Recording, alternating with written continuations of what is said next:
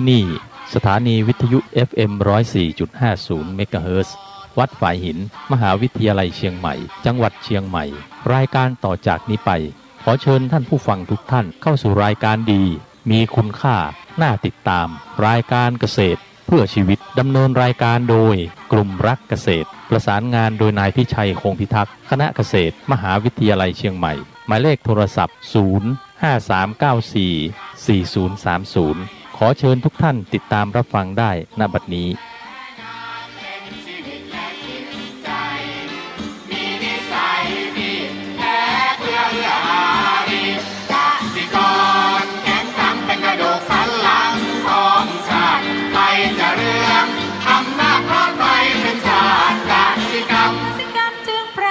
เป็นหลักมันอาชีพสำคัญผู้ไทยวิไลศรีใครจะเก็บใครจะแข็งแรงทวีสวัสดีครับท่านผู้ฟังพบกับรายการเกษตรเพื่อชีวิต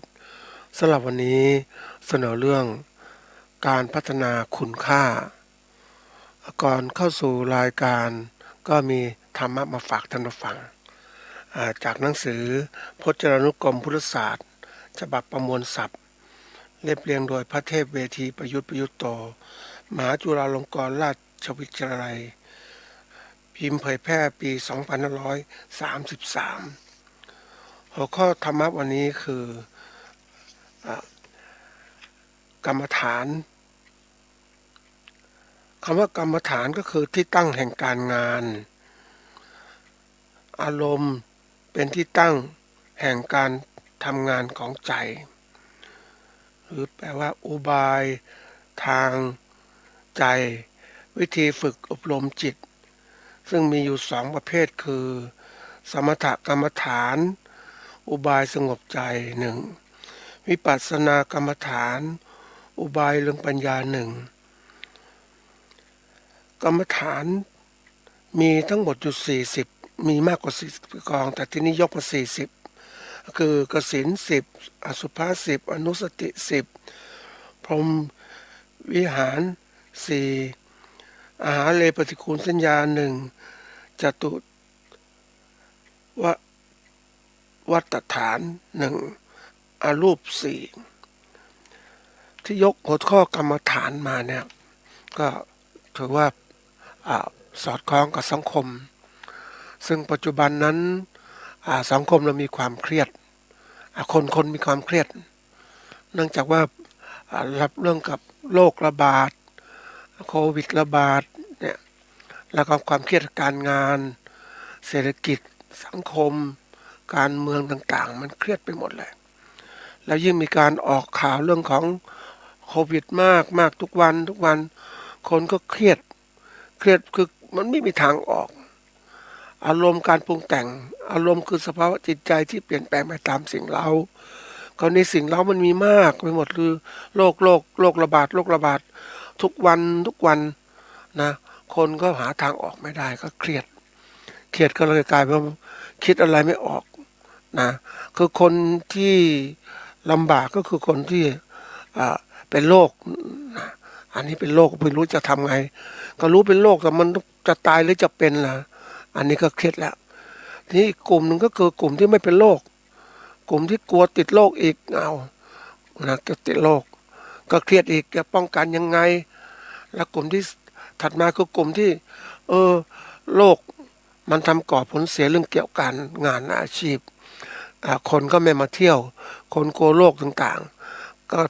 การงานก็หดตัวลงหรือบางคนก็ตกงานลงแล้วก็การงานคนทำงานที่มีอยู่นั้นบางทีก็ไม่สามารถทำงานได้เต็มที่กลุ่มที่ถูกปลดออกก็มีส่วนหนึ่งกลุ่มที่หดตัว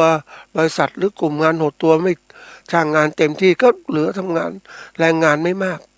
ค่าจ้างแรงงานมันก็เครียดอีกจะกินอะไรจะทำอะไรมันเครียดไปทุกอย่างเพราะนั้นถ้าคนเราไม่มีทางออกเนี่ยมันจะลำบากนะเพราะนั้นทำไมถึงต้องให้มาเรื่องของฝึกใจจริงๆแล้วคำว่ากรรมฐานเนี่ยนะคือที่ตั้งแห่งการงานวันนี้เรามีที่ตั้งไหมการงานเราไม่มีทำไงลำบากทีนี้อีกส่วนหนึ่งคืออารมณ์เป็นที่ตั้งแห่งการ งานของใจนะหรืออุบายฝึกใจก็แล้วแต่เนี่ยวันนี้อารมณ์ที่ตั้งการงานของใจเนี่ยนะ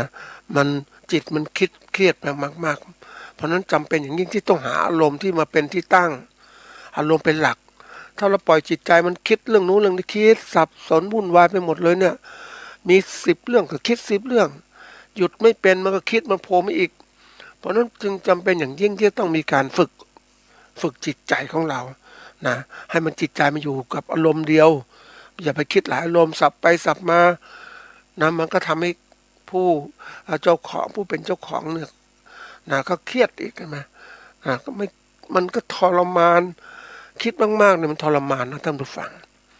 คนเราเนี่ย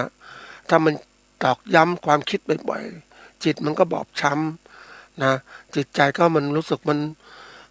ทุรนทุรายไปหมดจริงๆก็บอกว่าความคิดของคนนั้นนะแต่มันมีอยู่เนี่ยนะอารมณ์มันมีอยู่เนี่ยก็ให้อารมณ์สงบแต่ถ้าหลายอารมณ์มันไปจิตมันบอบช้ำมากจิตบอบช้ำมันฟื้นฟูลำบากความเครียดความทุกข์ขับแค้นใจมันเกิดขึ้นมันไม่มีอันที่คิดแก้ไขปัญหาเลยมันทุกข์ใจมันเลยกลายเป็นความทุกข์ที่ทับถมมาบางทีเรื่องเล็กๆนะคิดมันทุกข์ใจมันกลายเป็นเรื่องใหญ่นะท่านผู้ฟังเหมือนคนคนหนึ่งเนี่ยนะถ้าคนคิดอยู่เรื่องของว่า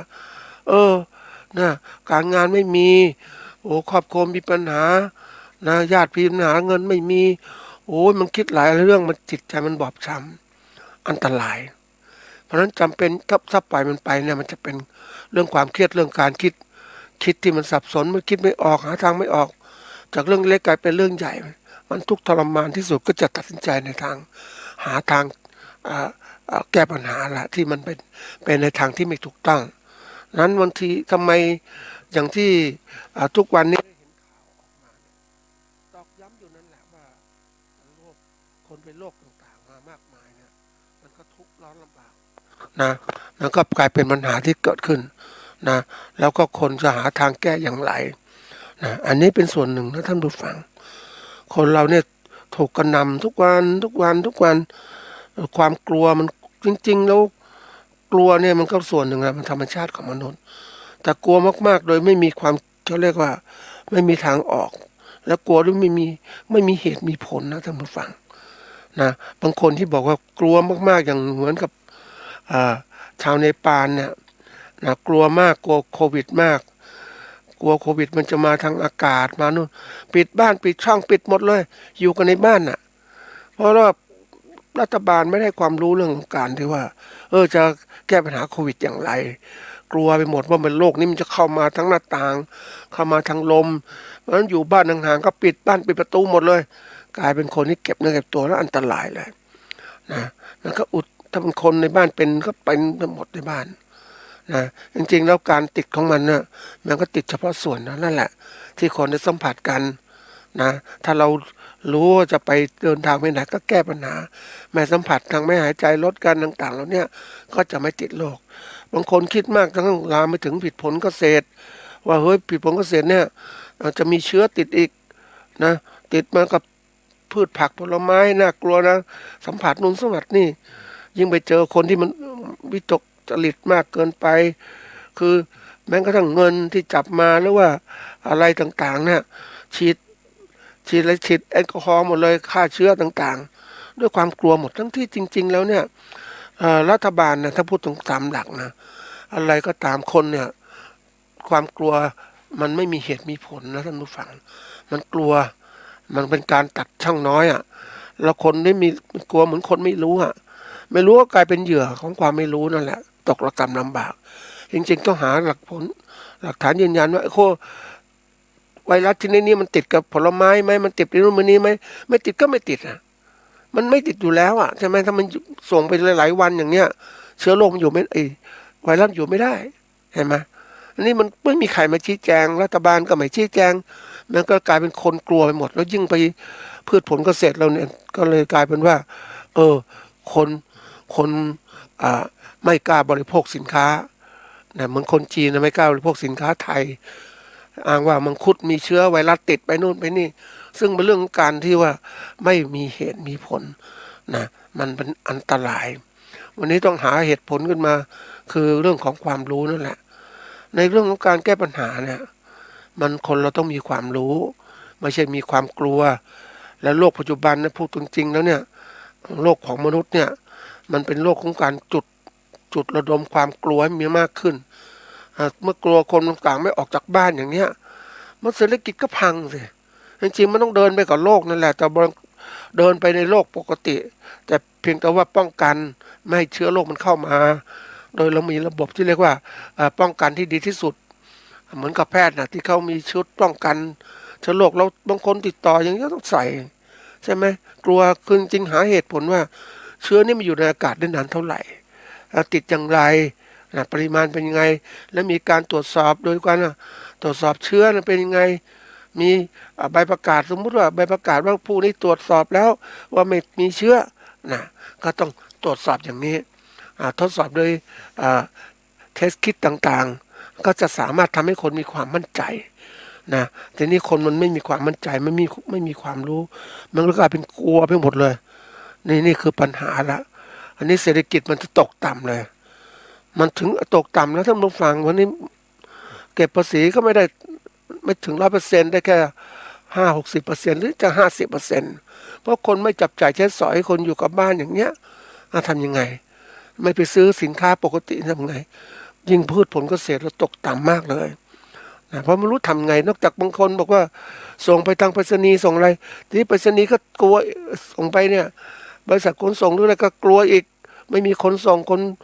เจ็บป่วยต่างๆไปกันใหญ่เลยสินค้าที่ส่งไปก็เน่าเสียนะอันนี้คือปัญหาใหญ่ซึ่งบางทีเร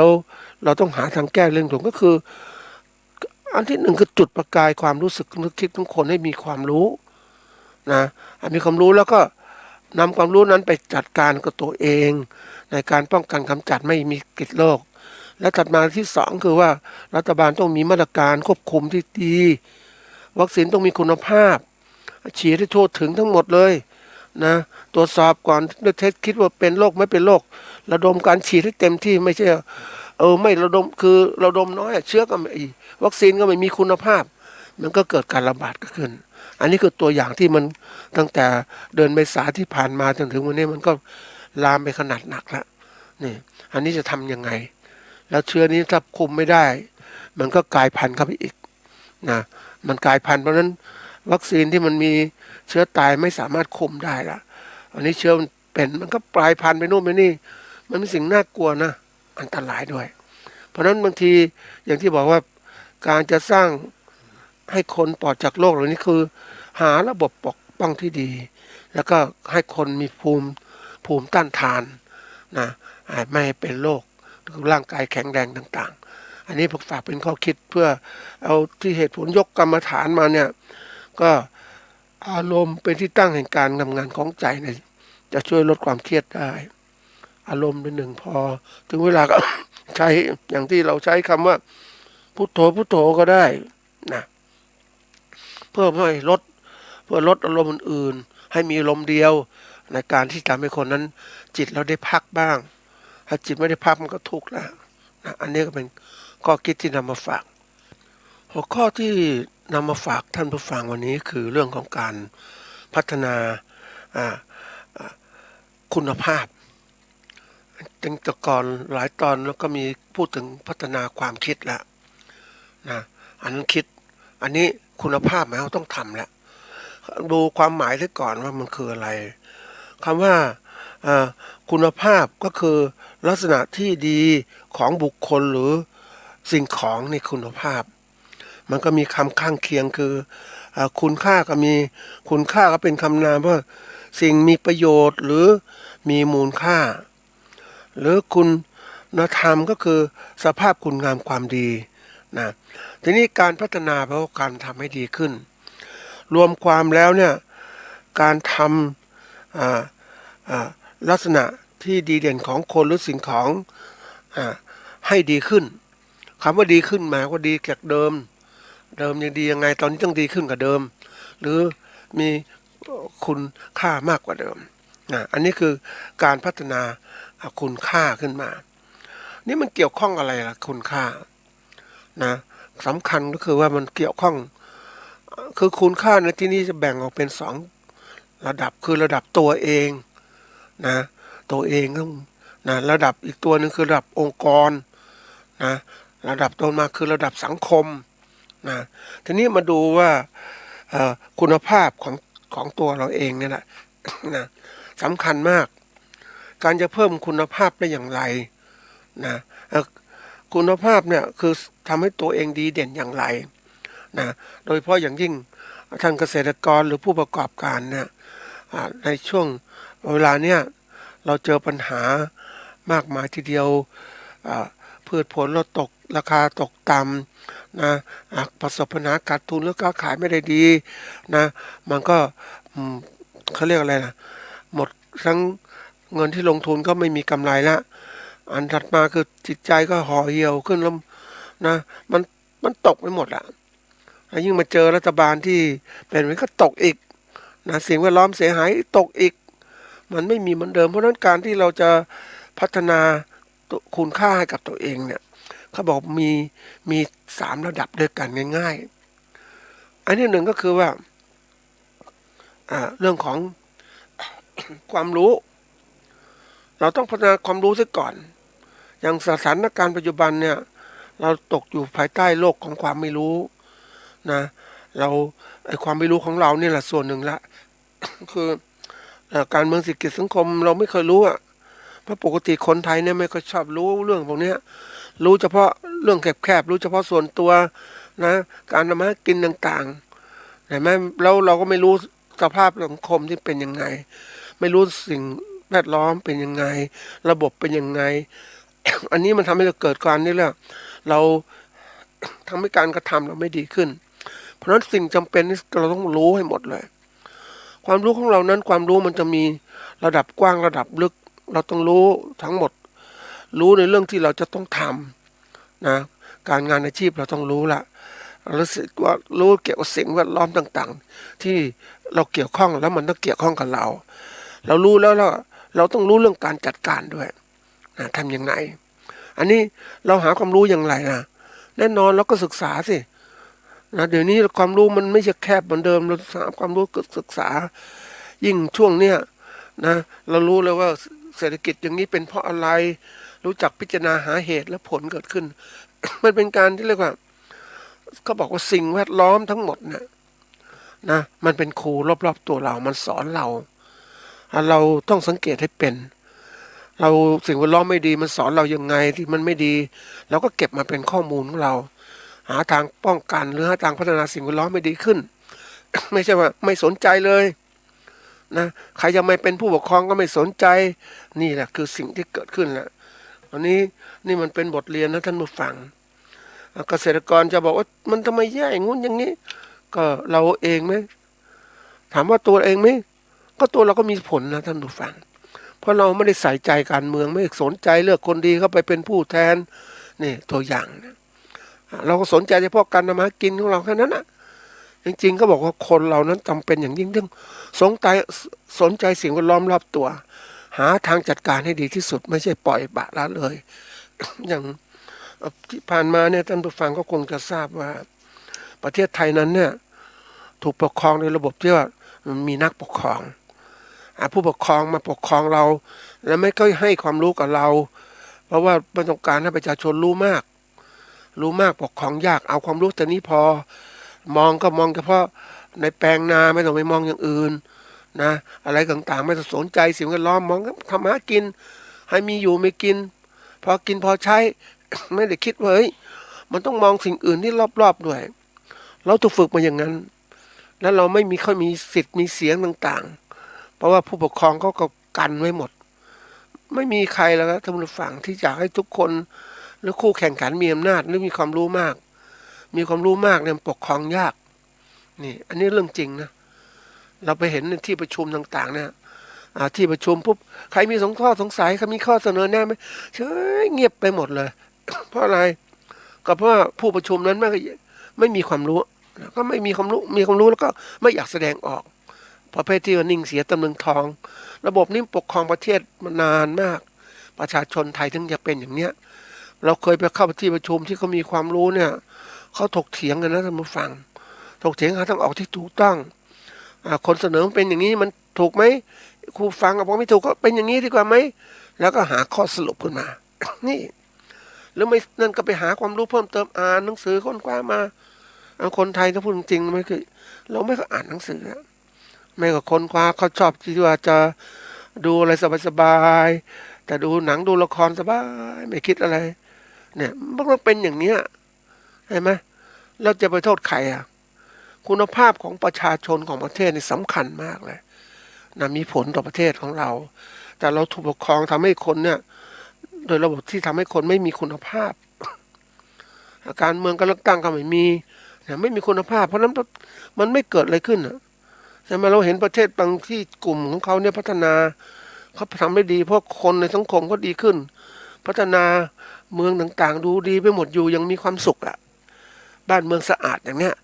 นะเพราะคนมีคุณภาพนะนี่มาดูว่าตัวความรู้สำคัญเราต้องศึกษาเพิ่มเติมหาตลอดไม่ใช่ว่าเราอายุมากแล้วไม่เรียนเราความรู้ทุกระดับเราเรียนให้หมดอะ เรียนรู้ไหมถามว่ารู้แล้วใช้ประโยชน์ไหมมันไม่ได้ก็ไม่เป็นไรเดี๋ยวมันหนึ่งก็ใช้นะท่านผู้ฟังมันอยู่ในสมองเราเดี๋ยวก็เก็บมาใช้นี่คือตัวที่หนึ่งตัวความรู้ตัวที่สองเนี่ยทัศนคติที่เรามีต่อสิ่งใดสิ่งหนึ่งนั้นสำคัญนะท่านผู้ฟังเราทัศนคติของเรามันถูกจำกัดถูกมองโลกให้มีมองโลกไปแคบไม่ต้องมองมากๆอยู่แค่นี้พอนะมันก็กลายเป็นคนที่ไม่มีความรู้ปัญหาของคนในสังคมไทยเราไม่ได้ถูกฝึกนะท่านผู้ฟังในการมีทัศนคติที่ดีๆต่อการพัฒนาตนเองและพัฒนาสังคมพัฒนาสิ่งแวดล้อมต่างๆเราถูกจำกัดนะจำกัดโดยเฉพาะอย่างยิ่งทุกคนไม่มีการศึกษาในระบบของโ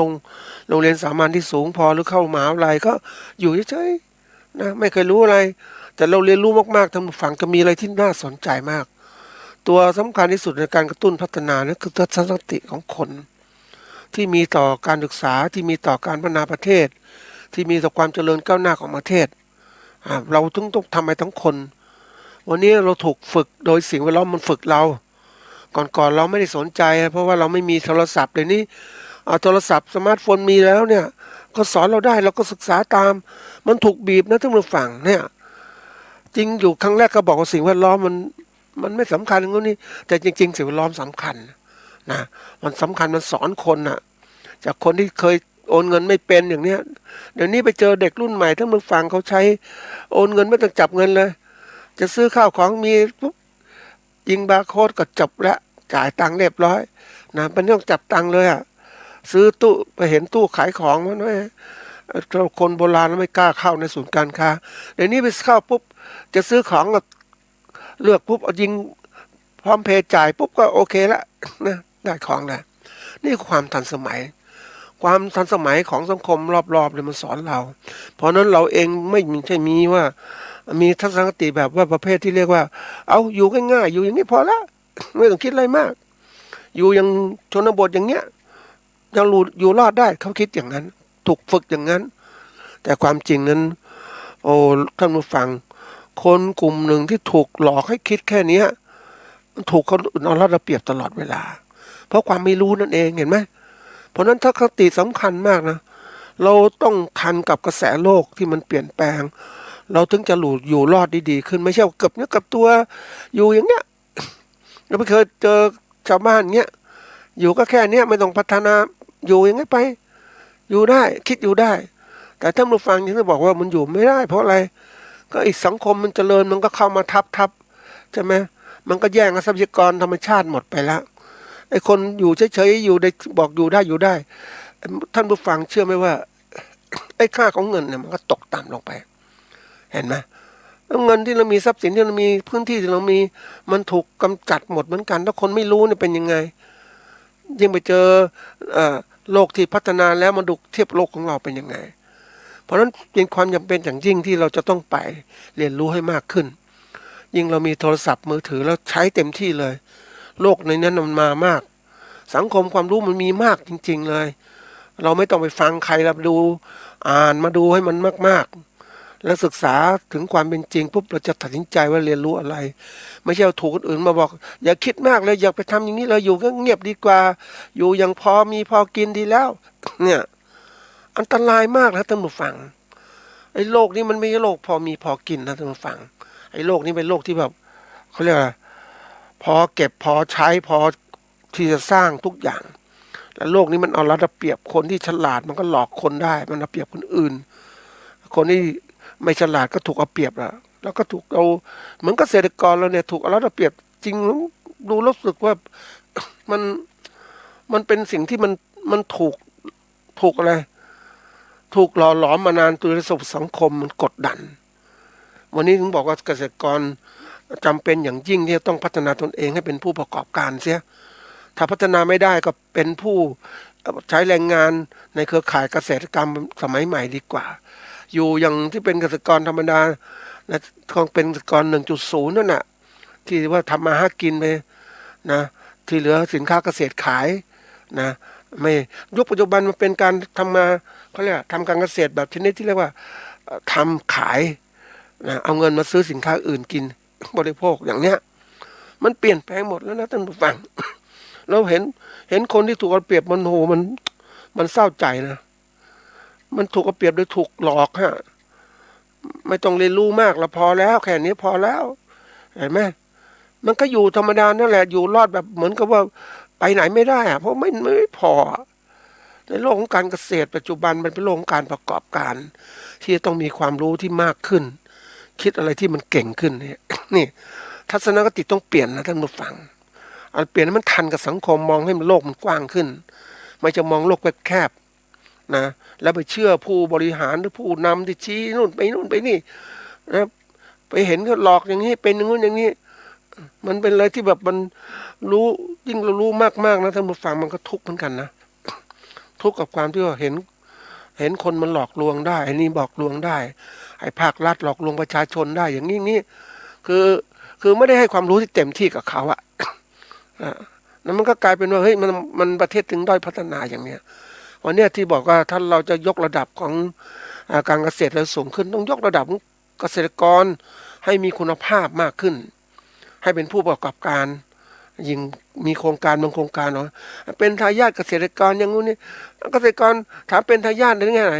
ในแง่ทำการเกษตรแบบธรรมดาไม่พัฒนาเกษตรสมัยใหม่เลยมันก็ไปอยู่ไม่ได้อะที่สุดไม่มีใครอยากอยู่แล้วท่านผู้ฟังเพราะนั้นเดี๋ยวนี้มันต้องบอกว่าต้องเป็นผู้ประกอบการ คิดอะไรที่มันกว้างไกลนะนี่ทัศนคตินะต้องเปลี่ยนละอันถัดมาคือเรื่องของการกระทำเราเนี่ยเดี๋ยวนี้การกระทำเราเนี่ยมันเรื่องสำคัญนะเรามีความคิดแล้วเนี่ยเราต้องมีการกระทำลงมือทำเลยลงมือทำหาความรู้ใหม่ๆที่เกิดขึ้นนะหาความรู้ให้ได้แล้วเอาความรู้ใหม่ๆมาทำนะยิ่งเดี๋ยวนี้ยกที่แบบเป็นการเกษตรสมัยใหม่เนี่ย 4.0 นั่นเนี่ยเราต้องหาความรู้ใหม่ๆมาพัฒนาเครื่องไม้เครื่องมือนวัตกรรมการเกษตรสมัยใหม่มามันถึงจะลดต้นทุนการผลิตของเราอะเห็นการแข่งขันนะท่านผู้ฟังการเกษตรที่แบบว่าทำมาหากินแบบว่าเลี้ยงวัวเลี้ยงควายไว้ไถนาทำข้าวมากินนะกับการเกษตรที่ก็เปลี่ยนเป็นเครื่องจักรทันสมัยมีเครื่องดำนาเครื่องอะไรต่างๆเหล่านี้นะแรงงานก็ไม่มากเพราะนั้นสมมติ2 กลุ่มมาอยู่ด้วยกันแล้วมาฟังเชื่อไหมไอ้กลุ่มที่เกษตรกรแบบทำเลี้ยงวัวเลี้ยงควายมาไถนาเนี่ยมันอยู่นู่นที่ชายเขานู่นน่ะนะมันอยู่ที่ไม่ได้เดี๋ยวนี้เพื่อนมาเห็นในจังหวัดเชียงใหม่อะนะเขารู้เนี่ยเกษตรกรเขาเริ่มจะกลายเป็นผู้ประกอบการเขารู้แล้วว่าเฮ้ยถ้าทำการเกษตรแบบเอาวัวเอาควายมาซึ่งสัตว์มาใช้หรือสมัยก่อนๆอย่างเงี้ยมันสู้เขาไม่ได้นะเดี๋ยวนี้บางจุดนี่เขาเริ่มมีการใช้เครื่องดำนาเครื่องเกี่ยวข้าวใช่ไหมมีทุกอย่างหมดเลยนะเพราะอะไรเพราะว่าให้มันทันสมัยถ้าไม่ทันสมัยมันอยู่ไม่ได้โลกนี้เขาบอกโลกทันสมัยนะเนี่ยเพราะนั้นการกระทำเราทันสมัยมีระบบบริหารการแบบใหม่ๆ ถ้าเราไม่รู้เนี่ยเราก็ถูกหลอกอ่ะเราก็ไม่เจริญก้าวหน้าเห็นไหมยังถูกที่บางคนถูกหลอกถ้าเราสังเกตดูเนี่ยท่านผู้ฟังถ้ามีโอกาสเนี่ยเราอยากจะรู้ถึงว่า โลกนี้มันเป็นไงผู้เกษตรกรที่มีความรู้กับมันมีความรู้มันต่างกันนะแล้วก็เกษตรกร ผู้มีความรู้กับผู้ประกอบการก็ต่างกัน นะเกษตรกรผู้ประกอบการมีความรู้ที่มากบริหารจัดการมองโลกทันสมัยว่าโลกข้างหน้าจะเป็นยังไงจะมีการค้าขายสินค้าเกษตรแบบไหนเนี่ยพวกที่เขาเป็นผู้ประกอบการเนี่ยเขาเรียนรู้เรื่องการขายสินค้าออนไลน์นะขายสินค้าบางอย่างได้ออนไลน์หมดเลยส่งไปเนี่ยในโลกช่วงนี้แบบคนระบบการปิดบ้านปิดเมืองมันเกิดขึ้นส่งสินค้าไม่ได้นะสินค้าเดี๋ยวนี้เราก็เลือกสินค้าเนี่ยส่งก็ต้องเอาสินค้าดีๆขึ้นไปส่งใช่ไหมระบบการค้าขายมันก็เตรียมการเพราะนั้นผู้ที่ไม่เดือดร้อนเกษตรกรผู้ประกอบการที่ไม่เดือดร้อนเนี่ยนะเขาเรียนรู้ออนไลน์มาแล้วค้าขายอย่างไรนะเขาจึงค้าขายได้นะมันก็ปิดบ้านปิดเมืองขนส่งไม่ได้นะเขาก็ใช้วิธีการค้าขายออนไลน์ ส่งทางไปทางบริการโลจิสติกต่างๆนี่คือการที่เขาทันสมัยเนี่ยการที่เราจะเป็นอย่างนี้ได้คือการพัฒนานะคุณค่าของตนเองต้องมีคุณค่าเพราะนั้นบางทีทำไมพูดถึงคุณค่าเป็นเรื่องใหญ่นะท่านผู้ฟังนะคุณค่าเนี่ยคุณค่าคุณภาพนะคำว่าคุณภาพเนี่ยนะบอกคุณภาพคือลักษณะที่ดีเด่นของบุคคลหรือสิ่งของนี่คุณภาพเนี่ยยังหมายถึงระดับที่ว่าการดำเนินงานที่มีประสิทธิภาพเป็นไปตามข้อกำหนดที่ต้องการโดยสินค้าหรือบริการนั้นสร้างความพอใจให้กับลูกค้าและมีต้นทุนการดำเนินงานที่เหมาะสมได้เปรียบคู่แข่งขันลูกค้ามีความพึงพอใจและยอมจ่ายตามราคาเพื่อซื้อความพอใจนั้นอันนี้มองคุณภาพเพิ่มขึ้นเลยใช่ไหมเมื่อกี้มองจากบุคคลแหละอันนี้มามองระดับที่ว่าเป็นอะไรเป็นระบบที่เรียกว่าองค์กรของเรานะคำว่าองค์กรคือบุคคลตั้งแต่2 คนขึ้นไปมารวมกันทำงานเราเรียกองค์กรมีเป้าหมายต่างๆทั้งหมดนะการเกษตรของเราเนี่ยครอบครัวเราก็ถือว่าเป็นอะไรนะเป็นองค์กรแล้วองค์กรเราสามารถที่จะดำเนินการแบบเป็นผู้ประกอบการได้แล้วท่านผู้ฟังเชื่อไหมคนที่เขาจัดการแบบนี้เขาเก่งนะเนี่ยช่วยกันนะพัฒนาการเกษตรแบบทันสมัยเป็นผู้ประกอบการนะผลิตส้มยังไงนะให้มันได้คุณภาพเป็นไปตามความต้องการลูกค้านะเขาจะเริ่มที่ว่าเขาทำเป็นองค์กรเนี่ยเขาจะเริ่มเป็นแบบฝึกให้มันขยายมันขยายจากตัวของผู้ประกอบอะไรจากเกษตรกรเป็นผู้ประกอบการแล้วผู้ประกอบการเนี่ยก็เริ่มที่จะคิดหาหนทางที่ว่าจะสร้างความพอใจลูกค้ามีต้นทุนที่ต่ำก็จะรู้จักการวิจัยคำว่าการวิจัยไม่ใช่อย่างลงทุนทำงานเขาเป็นการเก็บข้อมูลก็มีนะเก็บข้อมูลแล้วลงมือทำการทดลองต่างๆก็มีคนส่วนใหญ่มองวิจัยในแง่ที่เรียกว่านะแต่ความจริงแล้วเนี่ยมันแค่เริ่มต้นเก็บข้อมูลเนี่ยก็เป็นละได้ข้อมูลมาเอาข้อมูลมารวบรวมวิเคราะห์แล้วก็ตีความข้อมูลออกมาสรุปออกมานั่นเองเห็นไหมนี่ก็เป็นการวิจัยเราเห็นแล้วเนี่ยยิ่งไปดูนะท่านผู้ฟังผู้ประกอบการที่เขาเก่งเขามีการวิจัยนะศึกษาหาความรู้เพิ่มเติมเนี่ยโดยการศึกษานี้เขาเก็บข้อมูล